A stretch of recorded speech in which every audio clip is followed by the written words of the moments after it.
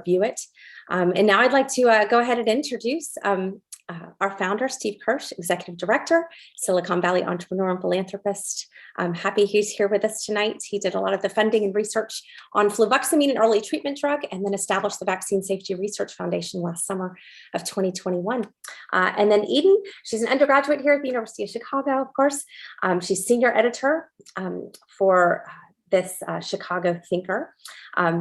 She's been fighting the vaccine mandates and COVID restrictions and putting pressure on the University of Chicago and other colleges across the country to lift the mandates and give students the normal college experience they deserve. Eden, we're really excited you're here with us tonight. Thanks so much for being with us. Yeah, thank you for having me on. You're welcome. Yeah. I know Steve has some questions for you. Welcome, Steve. I do. Well, so first of all, I'm a big fan of yours. Thank you. I'm a fan of yours. I read your Substack all the time. It's been very helpful for my reasons. Oh, thank you. So you're here with a bunch of friends. There are 650 people on the call. This is about as good as it gets for being in the, we'll call it the alternate reality where people actually have a working brain. So all the people here, it's like being, like taking a break from where you normally are, where probably 95% of the students are drinking the Kool-Aid about the vaccine and masking and all that. And so here it's like, yeah, everybody here gets it. So you're in good company.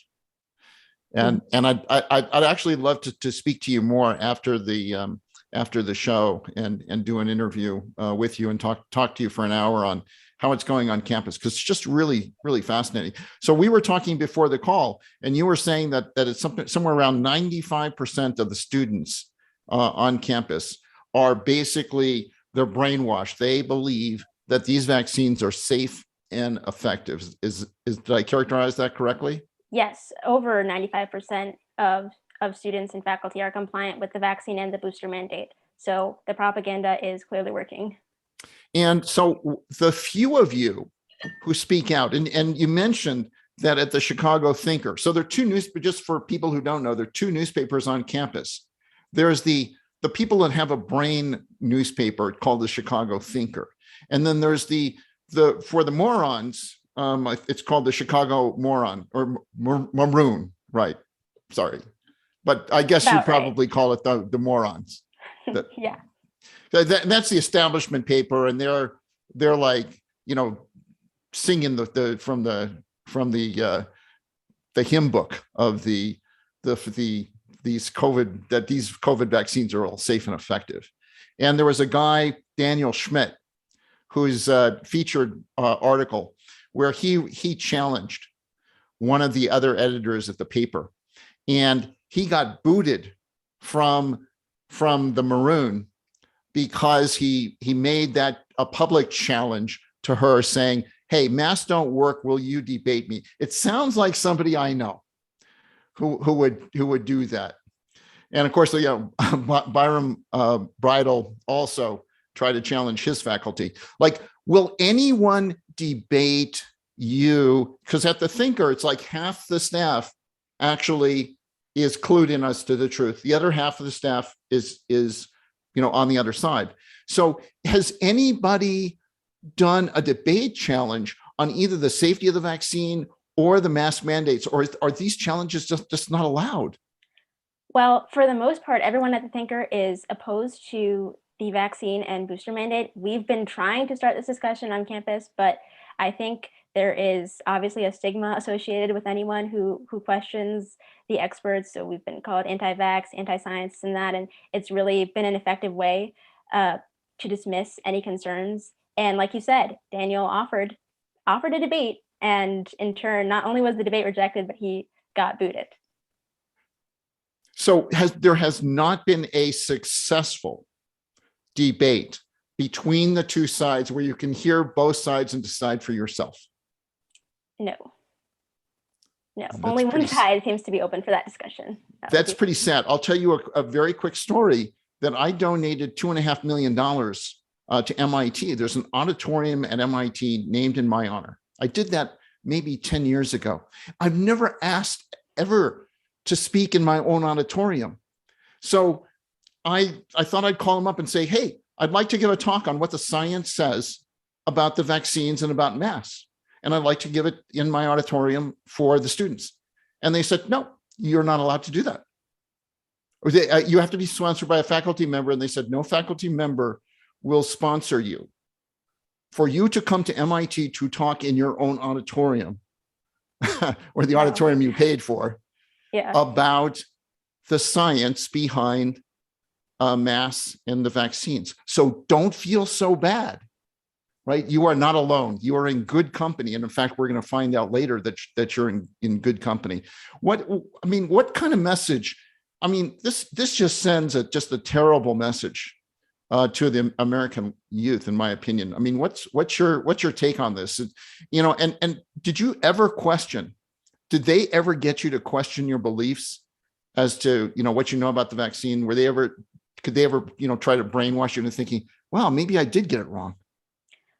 For me, absolutely not. That would definitely have been a deal breaker for me. I would not be attending UChicago on the condition of being vaccinated. That's where I draw the line. It's no degree is worth sacrificing your health for. And I think a lot of people are seeing now the extent of the deception that the university has used to coerce vaccination, because most people, I would say, expected that with the vaccine and now the booster mandate, things would go back to normal. And that could not be further from the case. We still have the indoor mask mandate.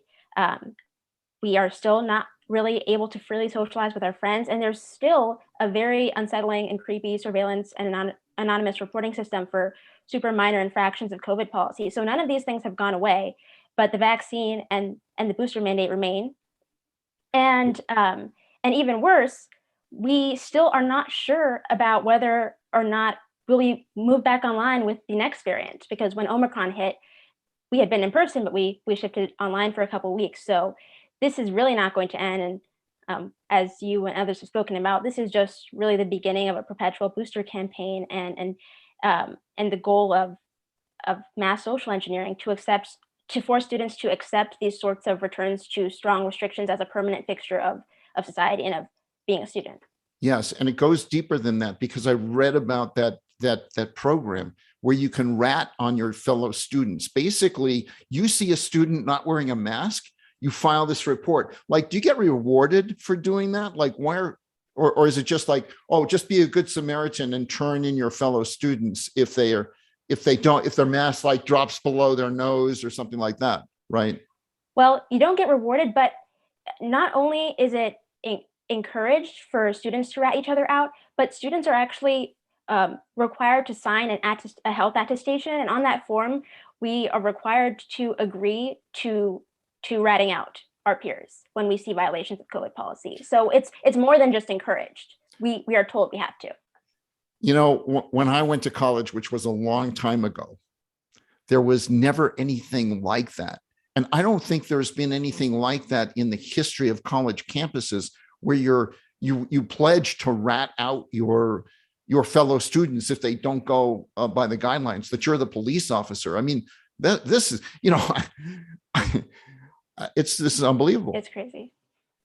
Now, have you lost all your friends because you are pro-science? Like, when people know your position on or do you like keep it quiet? I mean, you can't really keep it quiet, right? Because you're your senior opinion editor on you know, you wrote that op-ed. I mean, you're out of the closet. People right. know. Well, okay. So did you lose all your friends? Well, I have a lot of great friends at the Thinker, so I haven't lost all my friends, but yeah, I have lost some friends who are unhappy with me for speaking out against this. And sure. Were you surprised? Could you have predicted who you lost as a friend beforehand? I was not surprised. You were not surprised. I was not surprised. No, the brainwashing is just that strong, that people think that by making your own private health decisions that you are actively harming others. So given that they have that attitude and that mindset, it's not surprising. Yeah. All right. Well, we're about out of time. Is there anything else you'd like to add that you think everybody should know about what's going on college campuses, what's going on for you, where you think this is going? Do you think you're going to win this battle, or do you think they're going to crush you? I'm not sure, but I know that that if students are strong enough to persevere past the social ostracization and the threats of, losing job opportunities, losing friends. If we draw the line and we stick to our ultimatum, no, we're not going to sacrifice our health, and we're not going to get an experimental novel gene therapy just to get a degree from this institution. If we hold the line, I think that we might not stay at the university, but we'll win in some way by holding firm and not conforming to this shift to a technocracy. So do you think you can get a huge majority of the students to sign a petition to say, drop the mandates, let students decide we're capable of making our own health decisions. Let us decide, not you? I don't know about a majority, given that the compliance rate with these restrictions is over 95%. But as we start to see that this is leading towards a perpetual booster campaign and that it's not going to end, I think more and more people are going to start waking up and are going to realize that it's not going to end here. And if we don't say no now, we're going to sign up for something we don't even realize we're signing up for. Great. Well, thanks for sharing with us. And again, I'd like to have both you and Daniel. I would love to meet Daniel and do a video after this, and we'll do a dedicated video for you guys. I think it's just a fascinating story. And thank you for speaking out and taking a stand, because it's all so rare, and you're doing the right thing, and you probably don't get a lot of encouragement, but I can tell you there's now 750 people on this call, and they're all clapping for you. Well, thank you. Thank you for having me on, and thank you for your research as well. Thank you. Thanks, Eden. And yeah, hang out with us if you will for the Q&A at the end as well. Thanks so much.